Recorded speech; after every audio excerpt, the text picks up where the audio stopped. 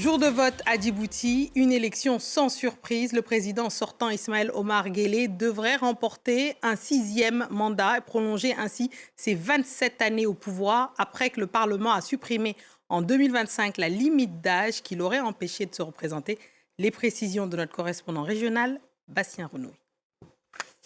Plus de 265 000 électeurs étaient appelés à se rendre aux urnes ce vendredi.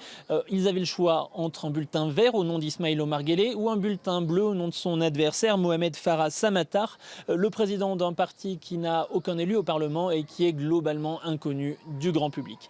Et cette élection, selon mes informations, a assez peu mobilisé. De nombreux bureaux de vote ont vu une affluence très faible. Et pour cause, le résultat de l'élection est, semble-t-il, déjà acquis. Ismaël Omar Guelleh a déjà été élu à 5 reprises. Jamais il n'a fait moins de 74% des votes. Et même lors de la dernière élection à laquelle j'avais assisté en 2021, il avait été réélu avec 97% des votes. Ismaël Omar Guelleh défend son bilan. Il affirme que Djibouti est un îlot de stabilité dans une région empreinte de conflits, que ce soit en Érythrée, en Éthiopie ou encore en Somalie. Ses détracteurs, en revanche, lui reprochent son bilan économique. Djibouti reste un pays très pauvre, avec une population qui peine à survivre face au coût de la vie extrêmement important.